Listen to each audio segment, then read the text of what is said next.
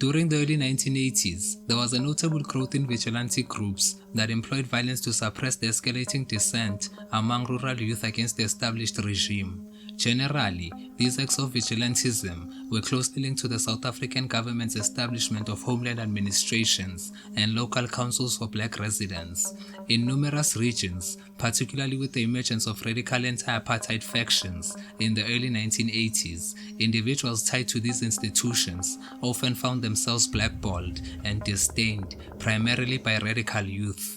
In response, they began to safeguard their interests and at times their lives by forming vigilante armies composed mainly of the more traditional and less educated members of the local populace. A vigilante group, calling itself the A-Team, was formed to counter the Joint Rent Action Committee in Lamontville and Chesterville, both of which, along with Claremont and Hambanati, had been identified for incorporation into KwaZulu. The conflict and violence, which beset each of these areas for the next 4 years, was to some degree centered around those involved in the incorporation question, including councillors and vigilantes.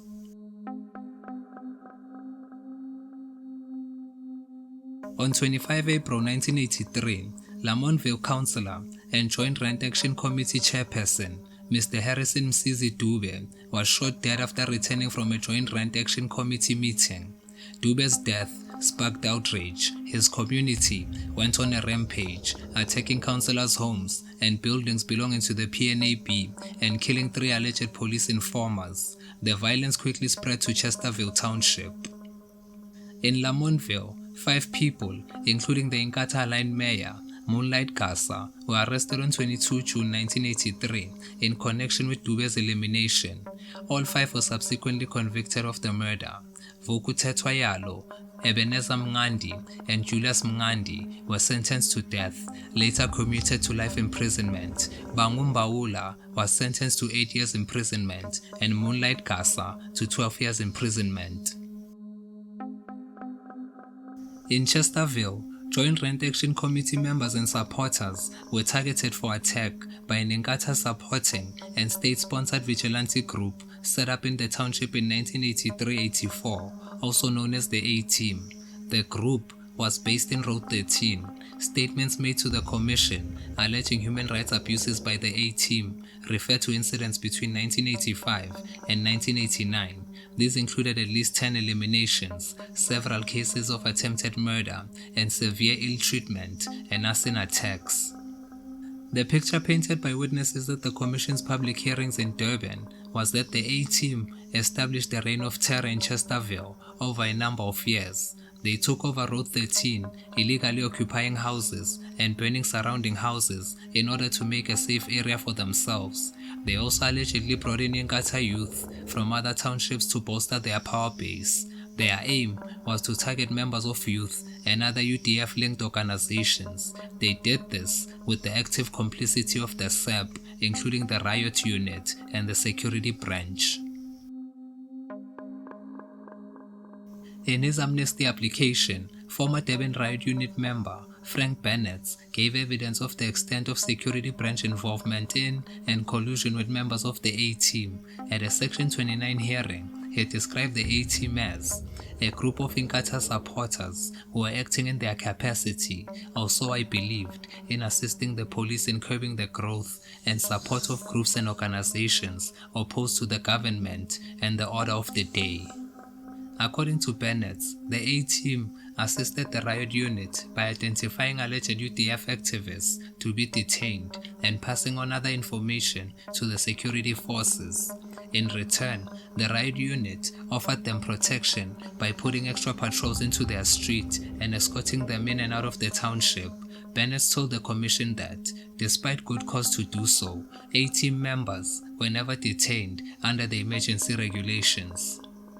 Had the police done so, he said, the violence in Chesterville would have been reduced by 99.99%. In his words, the A-Team wrecked half the township. Nevertheless, the riot unit openly and blatantly sided with the gang, perceiving them as a legitimate ally in their struggle against the UDF. Bennett alleged that the A-Team was started by a military intelligence agent employed by the Natal Provincial Administration as the township manager to oversee the administration of Chesterville. He denied that the riot unit paid them or provided them with weapons. However, he had good reason to believe that either the military or the security police provided them with monetary and logistic assistance, firearms, petrol bombs, and ammunition. He further said that, in all likelihood, some of the atrocities committed by the A-Team were planned by some unit of the security forces.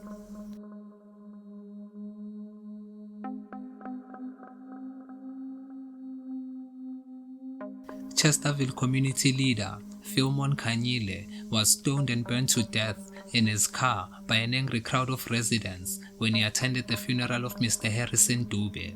The crowd had been led to believe that he was a police informer. Khanyile was a member of the Joint Rent Action Committee and a teacher at the Chesterville High School. Bennett told the commission that the riot unit had deliberately framed Khanyile as an informer. Bennett and a colleague visited Khanyile's sister and handed her an envelope containing $500 in cash, which they told her to give to her brother. According to Bennett, this tactic was used on numerous occasions. Another tactic used by riot unit members was to pick up an activist, keep him for half an hour, and then take him along to uncover a firearm they already knew about. This would be done in full view of the community.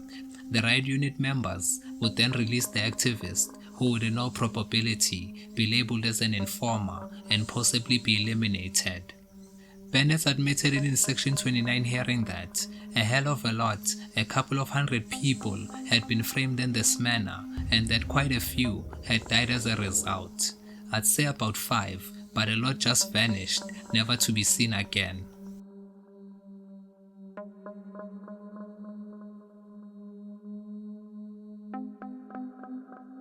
On 8 January 1987, the A-Team petrol bombed and burned down a number of houses belonging to UDF supporters. Mr. Musa Mdluli, a Chesterville resident, was at work when he received a phone call telling him that members of the A-Team were attacking his house. He rushed home to find his 5 children inside the burning house. One of them, Nokwazi, aged 25, was already dead. 3 other children died in hospital. There were Bongi, 5, Brenda, 2, Sithabile, 6 months. A-Team member Bheki Mdlalose was sentenced to 27 years imprisonment for his part in the attack.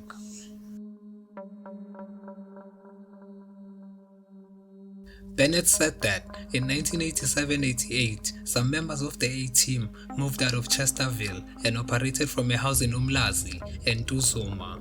The riot unit would escort them into Chesterville, where they would carry out a hit, after which they would be escorted out again.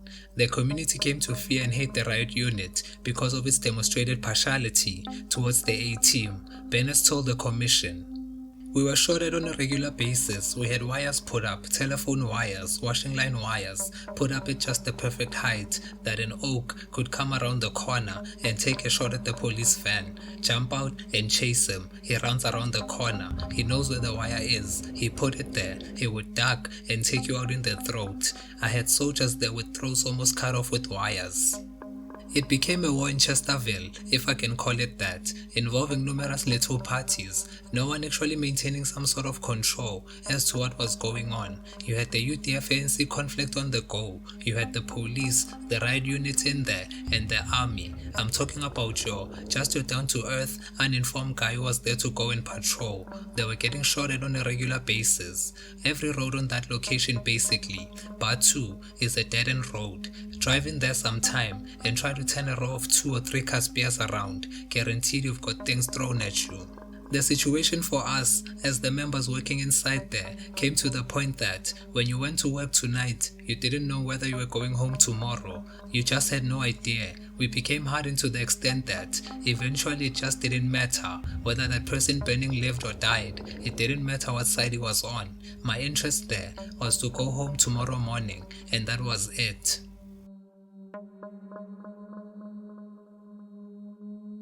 In KwaMashu, the Amasenyora Gang, a group of Inkatha supporting vigilantes based in K Section, KwaMashu, north of Durban, was set up in 1987 to oppose UDF-aligned activists in the township. The gang was allegedly responsible for attacks on many non-aligned residents of the township and was described as carrying out a reign of terror from the late 1980s through to 1991, resurfacing temporarily in 1994. In 1991, one of the founder members of the Amasenyora Gang, Mr. Bheki Mvubu, made an affidavit to the LRC in which he implicated himself in burning at least 8 to 10 houses and participating in attacks in which about 40 UDF supporters were eliminated. All these took place in KwaMashu K Section. During house raids, the relatives of UDF supporters were sometimes eliminated. Another founder member, Mr. Dumisani Zondo, a member of the SADF, allegedly assisted in training the gang members and supplying weapons and ammunition. According to information handed to the commission, the group was supported by the KZP stationed at KwaMashu. Detective Zondi of the KwaMashu KZP was the father of one of the Amasenyora members and allegedly kept the group informed of complaints laid against them at the KwaMashu police station. Another KwaMashu KZP member, Mr. Keta Shange, also worked with the Amasenyora, providing them with bullets and occasionally joining in attacks. According to Bheki Mvubu, in 1988, the Amasenyora Gang was introduced to Lendelani IFP leader Thomas Shabalala, who supplied them with 3 shotguns and several boxes of bullets and praised their activities. They met with him several times to request money, guns, and ammunition. In January 1988, the Amasenyora began collecting protection money from residents of K Section. The gang began reporting to local councillor and Inkatha chairman in K Section, Mr. Zwane, who took control of the protection money. According to Mvubu, the KZP stopped charging the Amasenyora members for eliminations and other criminal activities once they joined Inkatha. For example, Mvubu was arrested after killing a young UDF supporter by the name of Chomo in mid-1989. He and a few others were still standing around the cops when the KZP arrived. They were all arrested and taken to the police station where they denied the killing. They were released after about 4 hours and dropped off in K Section. The LRC received affidavits from up to 20 KwaMashu residents in which allegations of serious criminal activity were made against the Amasenyora and the KZP. The LRC noted, as a result of the perceived bias and non-responsive attitude of the KZP, most victims of Amasenyora attacks have stopped reporting incidents to the KZP. On several occasions, K-Section residents have attempted to secure assistance of the SEP either in the form of immediate protection or investigative action. Invariably, the SEP have refused all requests on basis that as KwaMashu falls in KwaZulu, the SEP have no jurisdiction to operate in the area. During 1989, the Amasenyora joined up with one Mr. Shozi, an Inkatha leader from Z section, Umlazi, who allegedly provided them with weapons from time to time and used some of the strong Amasenyora members to fight for him in Umlazi, transporting them in his vehicle and accommodating them in his Umlazi home. Mvubu said that, to his knowledge, no Amasenyora members were convicted as a result of KZP investigations. In July 1990, a joint SEP-KZP investigation team launched an investigation into the activities of the Amasenyora, which resulted in a few arrests and convictions. According to the LRC and the Human Rights Commission, the Amasenyora were implicated in 291 attacks, including approximately 100 eliminations. During the same period, approximately 400 homes in K Section were deserted.